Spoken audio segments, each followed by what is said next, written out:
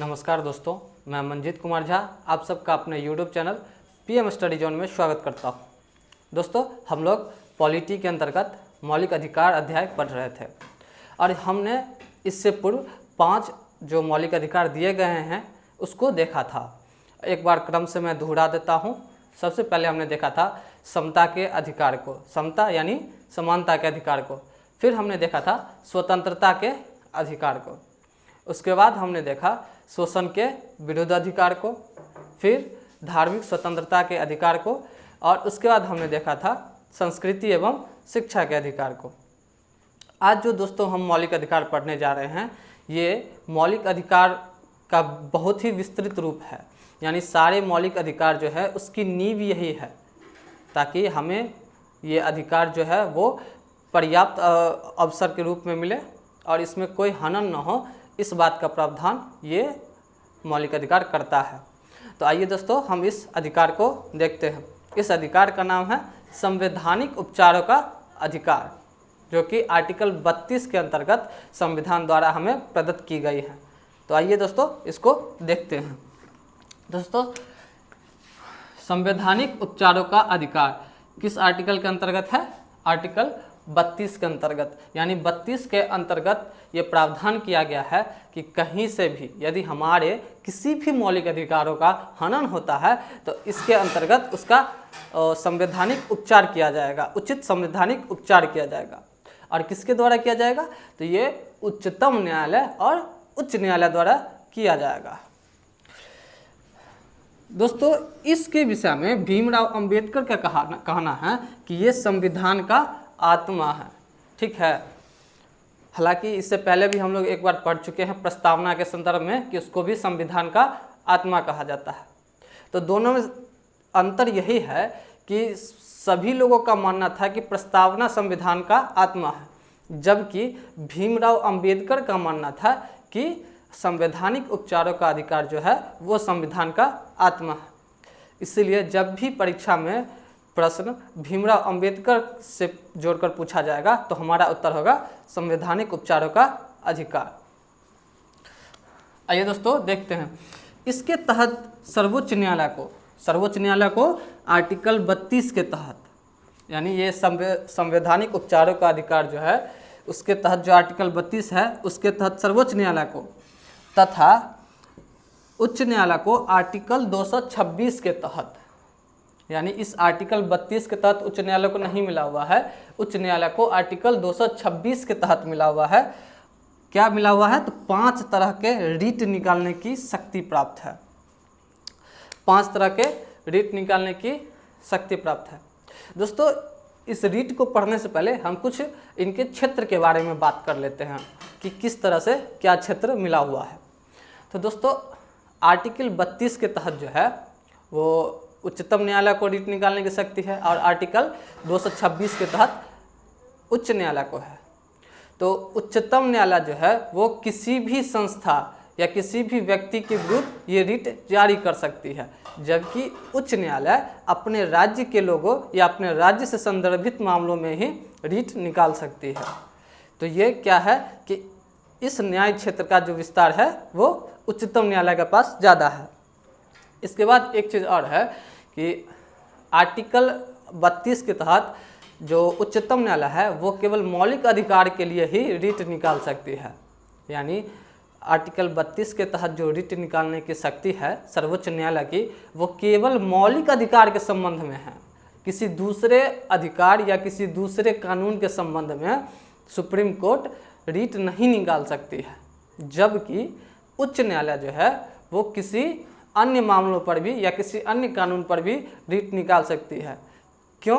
क्योंकि आर्टिकल 32 के तहत जो संवैधानिक अधिकार है वो सर्वोच्च न्यायालय को मिला हुआ है, जबकि ये विवेकाधीन अधिकार है आर्टिकल 226 के तहत उच्च न्यायालय को। इसीलिए सर्वोच्च न्यायालय कभी भी रीट निकालने से मना नहीं कर सकती है, या सर्वोच्च न्यायालय ये नहीं कह सकती है कि ये मेरे न्याय क्षेत्र में नहीं आता है इसलिए हम मौलिक अधिकार के संदर्भ में रीट नहीं निकालेंगे, जबकि उच्च न्यायालय मना कर सकती है कि हम रीट जारी नहीं कर सकते हैं, आप सर्वोच्च न्यायालय का रुख कीजिए। तो दोस्तों 3 बातें मैंने बताई हैं अभी अभी कि आर्टिकल 32 के तहत क्या है, सर्वोच्च न्यायालय जो है वो केवल मौलिक अधिकार के लिए ही रिट निकाल सकती है, जबकि उच्च न्यायालय आर्टिकल 226 के तहत किसी अन्य मामलों पर भी रिट जारी कर सकती है। सर्वोच्च न्यायालय किसी भी सरकारी संस्था या निजी संस्था या किसी व्यक्ति के विरुद्ध रिट निकाल सकती है, जबकि उच्च न्यायालय अपने राज्य से संदर्भित मामलों में ही रिट निकाल सकती है।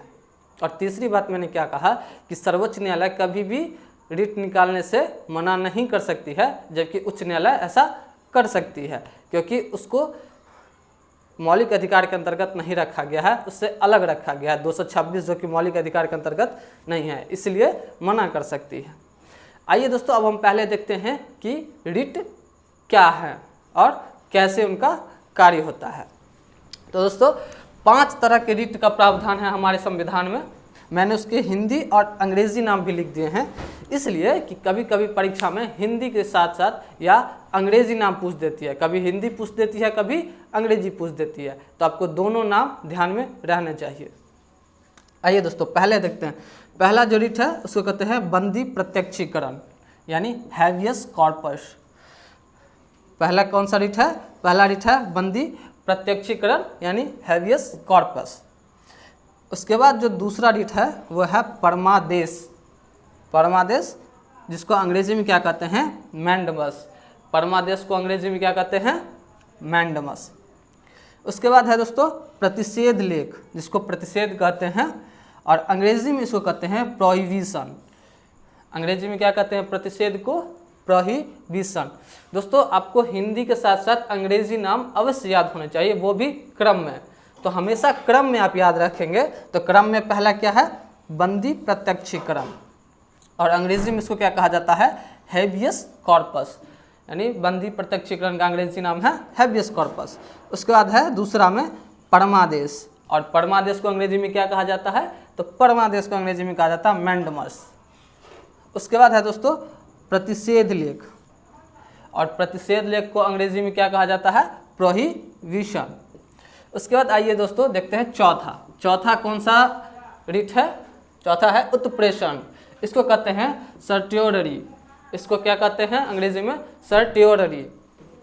उसके बाद है दोस्तों पांचवा अधिकार परीक्षा, और अधिकार परीक्षा को अंग्रेजी में क्या कहते हैं? क्वो वारंटो। तो आप क्रम से याद करेंगे कि पहला है बंदी प्रत्यक्षीकरण, फिर है परमादेश, उसके बाद है प्रतिषेध लेख, उसके बाद क्या चौथा में? उत्प्रेषण, और फिर अधिकार परीक्षा। यानी अब पांचों को इसी क्रम में याद रखेंगे। आइए दोस्तों अब हम आपको बताते हैं कि ये रिट किसके विरुद्ध अब कैसे निकाला जाता है। पहला है बंदी प्रत्यक्षीकरण। दोस्तों हमेशा हम रिट के उसके शाब्दिक अर्थ के अनुसार लगाएंगे, ठीक है, कि उसका शाब्दिक अर्थ क्या होता है। तो सबसे पहले देखते हैं बंदी प्रत्यक्षीकरण, जिसको कि अंग्रेजी में कहा जाता है हैबियस कॉर्पस, और इसका जो शाब्दिक अर्थ है वो होता है कि को प्रस्तुत किया जाए। इसका शाब्दिक अर्थ क्या होता है? को प्रस्तुत किया जाए। इसका शाब्दिक अर्थ क्या होता है? को प्रस्तुत किया जाए, ये इसका शाब्दिक अर्थ है। दोस्तों जैसा कि शाब्दिक अर्थ से ही स्पष्ट है कि ये रिट किसी को कहा जाता है कि आप यहाँ प्रस्तुत हों, यानी ये रिट ऐसे व्यक्ति के संबंध में उच्चतम न्यायालय या उच्च न्यायालय जारी करता है जिसको कि गिरफ्तार किया गया है, और इस रिट का कहना है कि आपने जिसे गिरफ्तार किया है उसको अतिशीघ्र न्यायालय के समक्ष उपस्थित करें, यानी प्रस्तुत करें, ताकि न्यायालय उसके गिरफ्तारी के कारणों की जांच करे। अगर वो कानून सम्मत नहीं होगा तो उसको जल्द से जल्द रिहा करे। तो इस तरह बंदी प्रत्यक्षीकरण जो है वो गिरफ्तार जो होता है तब जारी किया जाता है, यानी उसको न्यायालय में प्रस्तुत होने के लिए जारी किया जाता है। इसलिए इसका अर्थ क्या है? को प्रस्तुत किया जाए, यानी बंदी प्रत्यक्षीकरण का जो शाब्दिक अर्थ है को प्रस्तुत किया जाए।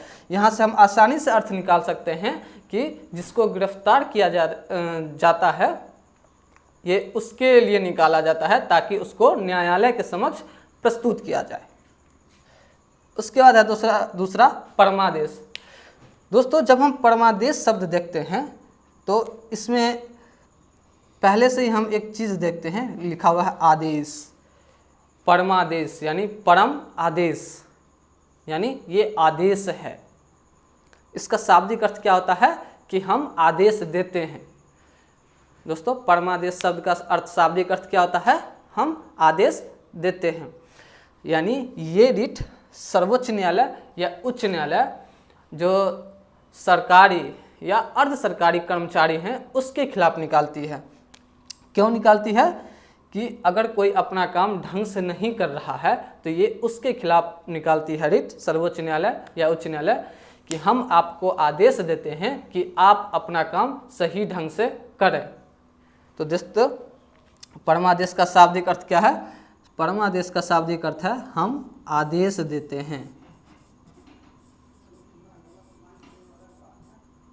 हम आदेश देते हैं।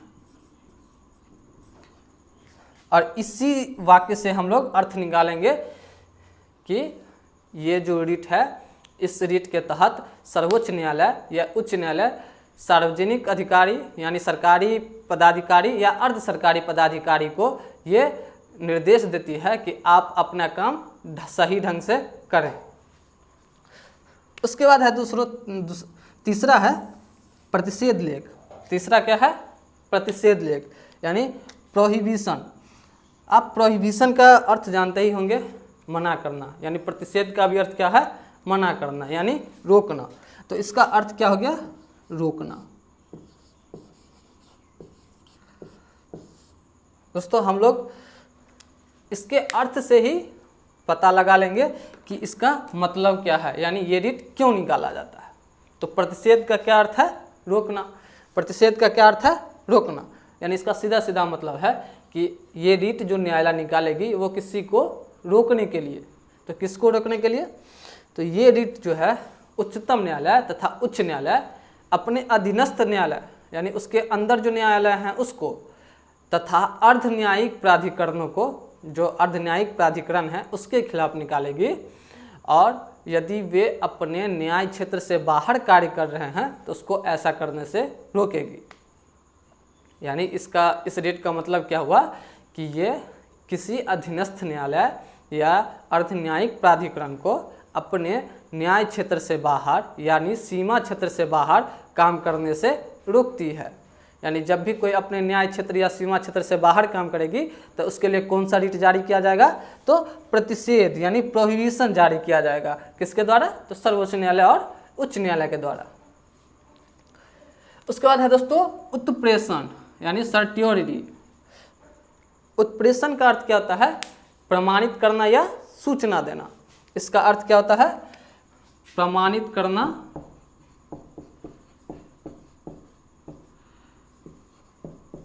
या सूचना देना।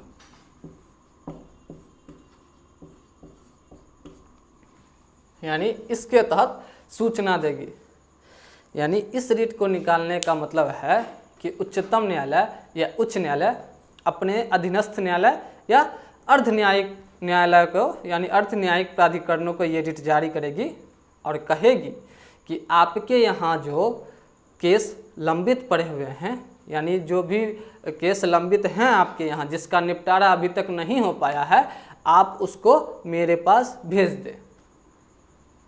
यानी एक तरह से सूचना भी हो गई कि आपके पास कितने लंबित केस हैं।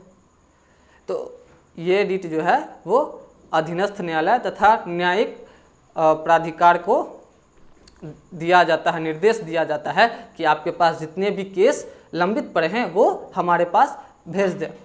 इसमें दोस्तों एक चीज़ है कि पहले जो ये रिट था वो सिर्फ अधीनस्थ न्यायालय या अर्ध न्यायिक प्राधिकरण के विरुद्ध जारी किया जाता था, परंतु 1991 में उच्चतम न्यायालय ने एक फैसला दिया कि ये जो रिट है ये प्रशासनिक इकाई के विरुद्ध भी जारी किया जा सकता है।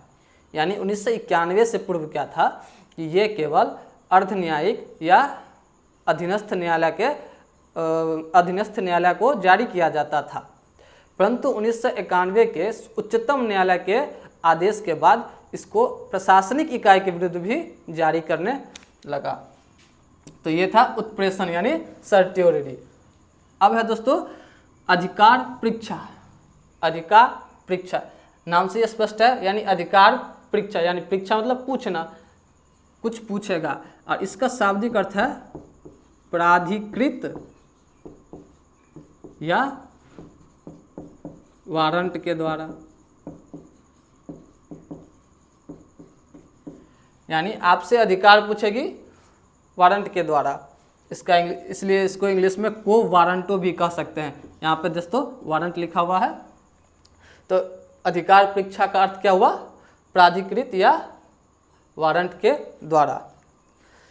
ये वारंट, ये रिट जो है वो उच्चतम न्यायालय या उच्च न्यायालय ऐसे लोगों के खिलाफ जारी करती है जो किसी पदाधिकारी के पद पर कार्य कर रहे हैं, लेकिन उस पद पर कार्य करने के लिए उनके पास न कोई वैधानिक आदेश है, न ही उस तरह से कोई योग्यता है। यानी कि मान लीजिए कि हम किसी, मान लीजिए हम कोई टीचर का काम करने लगे किसी विद्यालय में, या फिर किसी प्रशासनिक व्यवस्था का काम करने लगे, परंतु ऐसा करने का मेरे पास कोई वैधानिक अधिकार नहीं है या किसी का आदेश नहीं है मेरे पास, तो इसके खिलाफ सुप्रीम कोर्ट या उच्च न्यायालय, हाई कोर्ट ये रिट जारी करेगी और उनसे कारण पूछेगी। उनसे पूछेगी कि आप जो इस पद पे कार्य कर रहे हैं क्या औचित्य है, क्या कारण है कि आप इसके पद पर कार्य कर रहे हैं। और जब तक वो व्यक्ति इस बात का संतुष्ट जवाब नहीं दे देता है, अपने पद पर कार्य नहीं कर सकता है। ठीक है, तो दोस्तों अधिकार परीक्षा का मतलब क्या हो गया कि किसी का अधिकार पूछना कि आपका क्या अधिकार है कि आप इस पर कार्य कर रहे हैं, और इसका शाब्दिक अर्थ क्या होता है? प्राधिकृत या वारंट के द्वारा। दोस्तों इससे रिलेटेड एक क्वेश्चन जो था बीपीएससी में पूछा गया था। क्या पूछा गया था कि बीपीएससी में पूछा गया था कि किस संवैधानिक उपचार को पोस्टमार्टम कहा जाता है। तो इसका जवाब क्या होगा? अधिकार परीक्षा, यानी अधिकार परीक्षा को पोस्टमार्टम कहा जाता है। तो दोस्तों हमने अभी देखा कि उच्चतम न्यायालय यानी सर्वोच्च न्यायालय और उच्च न्यायालय को जो 5 रिट के अधिकार दिए गए हैं वो कब जारी कर सकती है, किसके विरुद्ध जारी कर सकती है और उसका क्या उपयोग है। तो 5 रिट के बारे में हमने एक अच्छे से पढ़ लिया। आप इसको दोहराते रहें और क्रम से याद करते रहें, क्योंकि कभी कभी इसमें क्रम मिलाने वाले प्रश्न भी आ जाते हैं कि इसको क्रम में सजाएं कि कौन से रिट किस प्रकार है। ठीक है, तो आइए दोस्तों अब हम कुछ अनुच्छेदों को देखते हैं। यह है आर्टिकल 33। एक चीज़ आपको इससे पहले बता दें कि मौलिक अधिकार जो थे वो आर्टिकल 32 तक ही थे। ये जो 2-3 आर्टिकल हैं ये मौलिक अधिकार के संबंध में संसद की शक्तियों का विश्लेषण करती हैं। आइए दोस्तों देखते हैं इसको। आर्टिकल 33। आर्टिकल 33 क्या कहती है कि सैन्य व्यवस्था में जो लोग हैं उनके अनुशासन के लिए संसद मूल अधिकारों को निलंबित कर सकती है। यानी जो भी लोग सैन्य व्यवस्था से संबंधित थे, यानी किसी सेना में हैं या किसी खुफिया विभाग में हैं, तो उनके जो मौलिक अधिकार हैं उनको संसद निलंबित कर सकती है।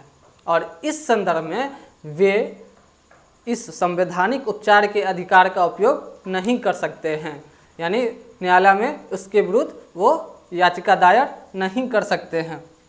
तो आर्टिकल 33 क्या कहती है कि सैन्य व्यवस्था के अनुशासन के लिए मूल अधिकार का निलंबन कर सकती है। इसकी शक्ति किसके पास है? संसद के पास है, केवल संसद के पास है। ऐसा नहीं है कि अगर किसी राज्य का व्यक्ति है तो राज्य विधानमंडल इसको निलंबित कर सकती है, ऐसा नहीं है, केवल संसद कर सकती है। उसके बाद है दोस्तों आर्टिकल 34। आर्टिकल 34 कहती है कि जिस क्षेत्र में सैन्य कानून लागू है, यानी मार्शल लॉ लागू है जिस क्षेत्र में, उस क्षेत्र में मूल अधिकारों को निलंबित किया जा सकता है। यानी जिस क्षेत्र में सैन्य कानून लागू है उस क्षेत्र में संसद मूल अधिकार को निलंबित कर सकती है और इसके विरुद्ध भी न्यायालय में याचिका दायर नहीं की जा सकती है। तो सैन्य कानून को निलंबित करने की शक्ति किसमें है? मार्शल लॉ के तहत तो संसद के पास है, राज्य विधानमंडल के पास नहीं है। उसके बाद है आर्टिकल 35। आर्टिकल 35 कहती है कि मूल अधिकारों में जो संशोधन है उसकी शक्ति सिर्फ संसद के पास है। मूल अधिकारों में जो निलंबित या उसको विस्तृत करने की जो शक्ति है, यानी उसमें जो संशोधन करने की शक्ति है वो किसके पास है? तो केवल संसद के पास है, राज्य विधानमंडल के पास नहीं है। तो इस तरह से दोस्तों हमने पूरे मौलिक अधिकार चैप्टर को बहुत अच्छे से पढ़ा है और आशा करते हैं कि इसके अंदर से यदि कोई भी प्रश्न पूछा जाएगा तो आप लोगों से नहीं छूटेगा, यानी आप लोग उसके जवाब आराम से दे सकेंगे। तो दोस्तों ये वीडियो आपको कैसा लगा, या इस संबंध में आपको किसी भी तरह की कोई दिक्कत हो या कोई परेशानी हो तो आप हमें कमेंट करके ज़रूर बताएं, हम लोग अवश्य उसका समाधान करेंगे। और इसके अलावा वीडियो को लाइक एवं शेयर करना न भूलें। हमारे आने वाले वीडियो से अपडेट रहने के लिए चैनल को सब्सक्राइब करें तथा बेल आइकन को ज़रूर दबाएं। धन्यवाद।